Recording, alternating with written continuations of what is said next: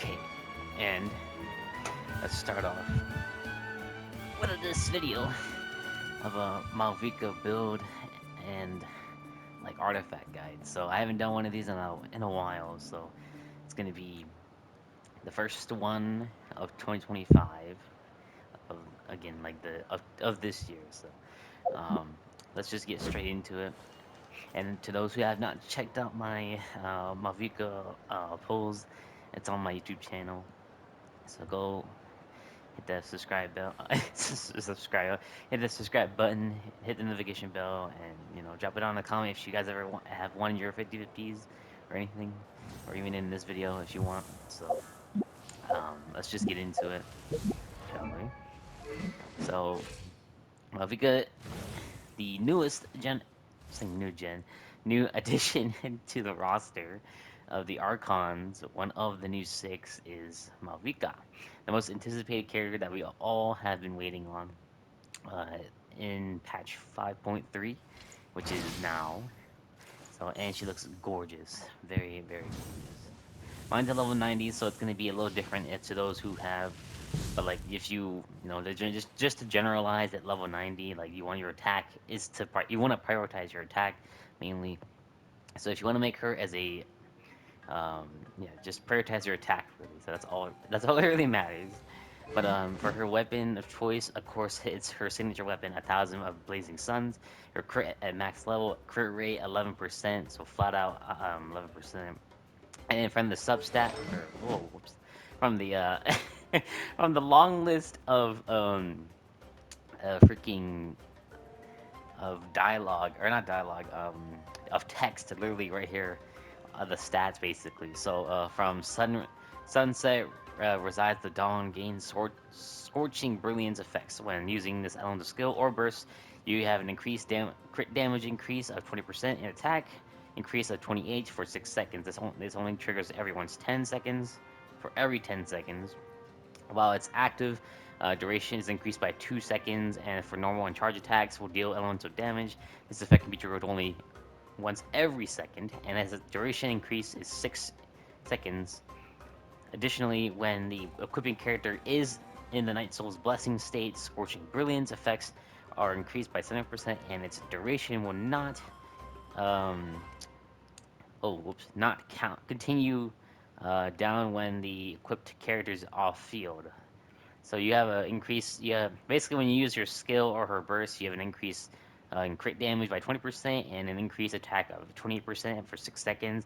And when I think Scorching Brilliance, I believe that's her skill, if I'm not mistaken. Hopefully, I'm not. Unless it doesn't show, I'm not too sure. I don't. I'm not too sure. But you get the general idea of like her charge attacks, her normal attacks have element to damage, and it only goes up to 6 seconds. Additionally, to 6 seconds. And then within the Night Soul Blessing or the state, like the bar that shows for the Nathalie characters, increases it by 75% in effect when the character is not on field, or it says I think when the equipping character is off field, or not when it does. A duration will not continue down the web when the equipped character is off field. Oh my god, I can't even like read though.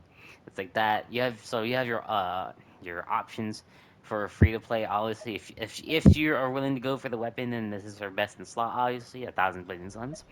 Then you have a few other options as well, a couple 5 stars and 4 stars to verify. So you have the Verdict. This is Navia's weapon. This will do just fine as well. Red Horn Storm Thresher. Oh my god, I can't read it. Is another good option.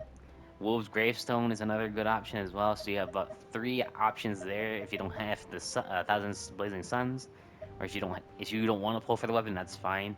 The other alternatives for 4 stars will be the Serpent Spine, of course. Obviously, always the Serpent Spine is one of the best battle pass weapons, I think, in terms of crit rate, good crit rate ratio, and good. You basically can get this to max refinement 5 just by buying the battle pass. Um, as normal, very, very, very simple, very quick and easy, kind of free to play choice there. You have other options as well. Fenovia's Great Sword. If you want to do more of a support build for your Mavuika, for injury recharge, Or to those, I believe also for Elemental Mastery, you can do Rain Slasher as one, which is a good one actually. It's a really good EM great sword, but I think the substat is going to be, or not the substat, the passive actually, it will actually do just fine as long as your opponents are affected by Hydra or Electra. So if you're doing like with a Farina team with Mavuika, then that works pretty well, or Yalan will work really well with, and synergize with this Claymore with Mavuika in her hand. Obviously, and then you have the free to play. I think this was from one of the events, the mailed flower greatsword or claymore. I think greatsword because I've been playing a lot of Elden Ring, but I'm sorry. But the mailed flower claymore is also a good elemental mastery claymore as well. This is from an event. If you don't have this, sadly, then it's that's kind of sad. This is a really good greatsword to go with it. So if you don't have that, these are your alternatives for 4 stars. So you have three choices there. You have Mailed Flower, Rain Slasher, Serpent Spine, or actually make that five, I guess. Be like Phenovius. So it'd be five there. And you have your three alternative 5 stars, Red Horn, Verdict, and Wolf's Gravestone. And then obviously uh, your last option would be her best in slot, 1,000 Blazing Suns, because obviously we all know in term in Genshin, every character has their own signature weapon, and it's better for them anyway. So, but these are your alternatives. You have three 5 star alternatives, five 4 star alternatives.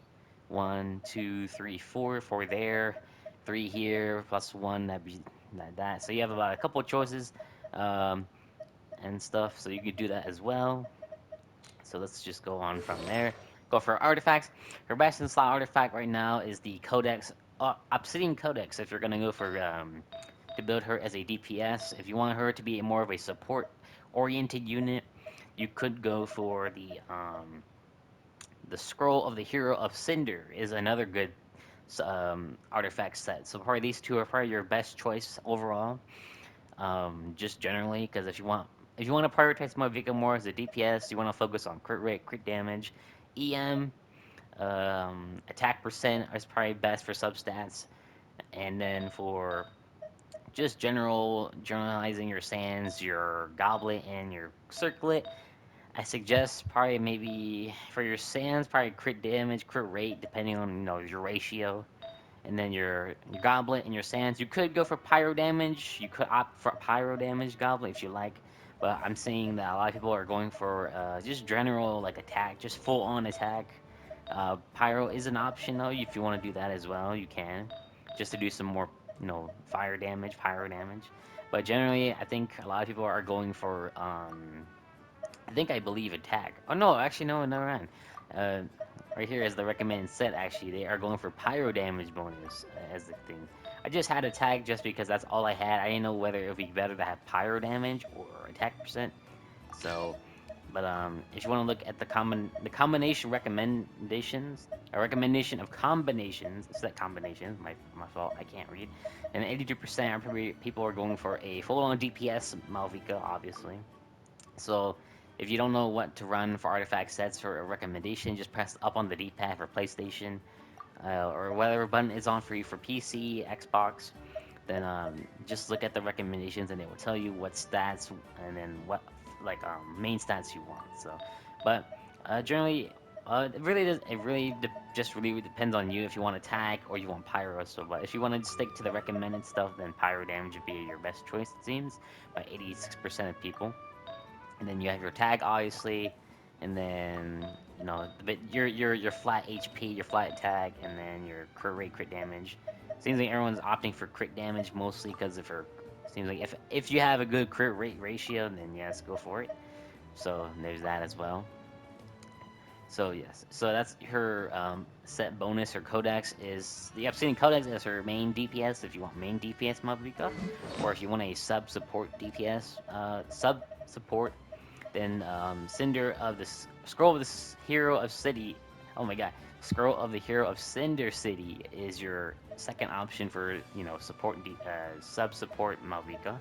So to be off field on and then just um, have your main DPS on field and stuff like that. So that also works. So for her constellations, I'm not gonna go through them too much, but I'll let you, I'll let you read them out. But again, oh, actually, I'll read it out for you. So as we go on, if you were to C6 Malvika, probably it's gonna be pretty strong. It's probably gonna be close to with like almost tying with Arlecchino, but I don't know. I've seen a lot of people. So for C1, Mavuika's maximum Night Soul is increased by 120, and the Fighting Spirit she gains is 25% more efficient. So she gains an additional attack by 40% for 8 seconds after gaining Fighting Spirit. So building up her fighting spirit. So the way her fighting spirit works actually is you want uh, characters on your team to do damage, and she will build up that fighting spirit. So as long as it and you gain, and it's faster, it's more efficient when you get her C1 to build up faster with fighting spirit at 25% more efficiently. Whoops. So get more of that, and then you get an additional crazy increase in attack by 40% for 8 seconds when fighting spirit is active, or after gaining fighting spirits. Pretty much when you build it up, you get that 40% attack for 8 seconds. The Ashen Prince. So when the Night Soul is blessing state, Malvika's base attack is increased by 200%. 200, I'm going to say 200%, 200, and she obtains the following effects based on all fire armaments form from. Is it form? Is it from? I think it's form. I think it's form. Ring of Searing Radiance nearby opponents is their defense is decreased by 20%. Flame Rider, Malvika's normal attacks, charge attacks, and her Sunfell Slice from the Elemental Burst, Hero of Burning Skies. It deals a 60%, 90%, and 120% of her attack is increased damage respectively. So I'm guessing as you build up to her C3 and like her C3 or her C2, actually not C3. Whoops, her C2. Then she gets a tremendous amount of defense decrease to enemies by 20%, which is wonderful. And then her Flame Rider from her normal charge attacks and ultimate or burst that you want to refer to as. You get a respective amount of damage going into that. It's a 60, 90%, 120% of her attack. It's increased damage respectively. So you're getting a big chunk of damage. And it's honestly probably better to just have it as C2 at most. C2 is probably her best um, constellation by far. And then for her Burning Sun, that just increases her Hour of Burning Skies by 3. So only increasing up to level 15 at the max. That's pretty much it as it is. For her C4, Lady's Resolve, it handles the effect of the passive talent, King, oh my god, I can't read it. It's King Ronzi. I can't. I'm so sorry if I butchered that completely. The damage is increased gained after using the elemental burst, Hour of Burning Skies, and will not decay over time. And when the additional 10% damage bonus will be gained, you must first unlock the passive talent Ki on Gonzi. I think you say. So you have to unlock this passive in order for this Constellation 4 to activate and to have that additional 10% bonus damage um, go into this burst for your elemental burst to to not decay over time. So given when you use her burst, her Night Soul point and stuff decays really quick when you use it with like charge attacks or normal attacks. So this will um, slow down over time, so you're not consuming so much at a fast rate. So it will slow it down pretty much. I would assume that's what this Con 4 does. Her Con 5, same thing here. The normal named Monument or Moment. Saying Monument. I thought it was Monument. No, Moment by 3, also increasing it to level 15 at the max. So you're just gonna get a good chunk of increased damage there as well. And then I think her C6 Humanity's name unfiltered. So the all fire armaments from all the elemental skills the name moment receives all around improvements. Rings of Searing Radiance. When the rings attack hits opponents, a flame rider will crash into the struck opponent, doing 200% of attack as Night Soul aligned AoE pyro damage. Flame Rider, Flame Rider. So when Malvika is riding the Flame Rider, she will also summon a Scorching Ring of Searing Radiance to follow her, which will decrease nearby opponents' defense by 20% and deal 500% of attack as Night Soul aligned AoE pyro damage to nearby opponents. Once every 3 seconds, Malvika terrain crossing abilities will now be further improved. So additionally, when Mavuika is riding her Flame Rider and is not in combat, in her Night Soul points drops to 5 and will gain to 80 Night Soul points. This effect will trigger once every 15 seconds. So you basically get like, it's like cream of the crop basically. So you have pretty much every increase you could ever imagine to all your skills, to all your bursts, and stuff. So you have an big increase into attack by 200% when when the flame rider will crash to an opponent, dealing 20% AOE 20% of attack as Night Soul aligned AoE power damage. So whenever you're like in a big group of enemies and one of the Flame Riders crashes into the enemy, let's say, then that 200% basically procs and it will just like kind of assumingly just blow up and like do a bunch of AoE power damage, like insane damage, just to clear the area. So. And then following that, also getting another decrease in 20% defense for two opponents, you get an increased 500 attack to Night Soul aligned AoE power damage. So that just further boosts her attack power by a tremendous amount, which is insane. And it's every 3 seconds. So let's see, it's for opponents once every 3 seconds, pretty much. To nearby opponents, actually. Whoops. And then it seems like Mavuika's terrain abilities are also further improved. So when riding her Flame Rider, when you're not in combat, her Night Soul points drops to 5, and she will gain 80 Night Soul points. I think assuming back would be the question there. And this effect only triggers every once 15 seconds. So basically, you get an increase into her like her Night Soul point when riding her Flame Rider, so it's not like consuming so much. And like I think, um, because like when you use her Night Soul point when traversing through Tevat, like it does take up quite a bit. So it drops to 5 points, and then you gain 80 back basically. So then, but that only triggers every 15 seconds when you do it. So it's not every time, but like it's a nice touch to if you want to just scroll not scroll stroll around Nathalie with Malvika on her motorcycle. So her C6 is actually really good, but I would probably, if you were to go that far for a free to play, I think her C2 would be just fine. Just because you get that respective damage increase to like 120, and then you have that decrease in defense to enemies nearby to 20% of defense decreased. So that's a really nice touch. So that means you're basically you're getting more damage out of that, and I think it's really good. But if you do have the money, then go for C6. Then you're basically just blowing it out of the park at that point. At that point, as I go on saying repeatedly, you're just a nuke at this point now. You're just nuking everybody with this C6 Malvika. But also that you can nuke with C2 or a C0 Malvika, so it's not like you're out of the park. But it will be different depending on the constellations and from everybody else's point of perspectives of how they build their Malfikas, how they're set up, team wise. So, but there's a lot of things you can do. But I think her C2 would probably be your best choice for free to plays. Just go for C2, and I think that you'll be fine. So, but it is nice to have that increased attack damage on her burst. Excuse me. Ooh. So yeah, but in her talents, her I don't have them fully maxed up, but I believe it's her burst and then normal and then or don't I think it's burst skill and then normal. I believe. Yeah, yep. Burst skill and then normal attacks. So you go down. So Hour of Burning Skies, the named moment, and then the normal attack Flame Wave Weave Life. So you go in that order pretty much as the recommended talent recommendations are up to say, because you want that burst to be as high as you want it, because that's her main form of damage when being on the field pretty much throughout. And then her passive attacks, Gift of Flaming Flowers. When a nearby party member triggers a Night Soul Burst, Mayuko's attacks increase by 30% for 30 seconds, or 30% for 10 seconds. Whoops, I'm reading that all wrong. Forgive me.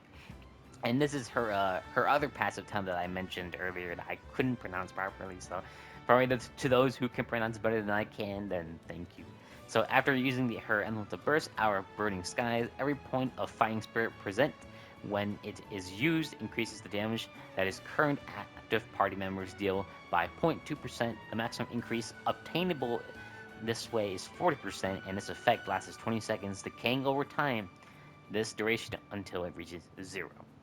So I believe how this works is after using her burst, so when you use her burst and then just do a big load damage, everybody has respective damage. So every party member in that party with Mavuika gets that increase of 0.2% damage, maximum increase to 40, and then it lasts for 20 seconds, but it decays over when this duration is when it reaches to 0. So you get a nice little damage buff for your party members as well that aren't on the field, and then you could switch over to them, and then they'll get that.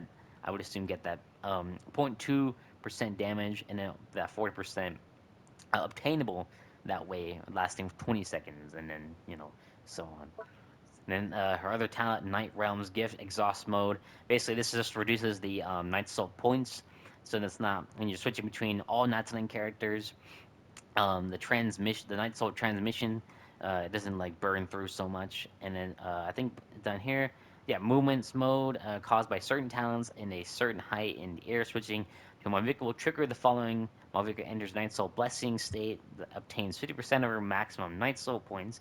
Night Soul transmissions can be triggered once every 10 seconds by your own party. So there's that also.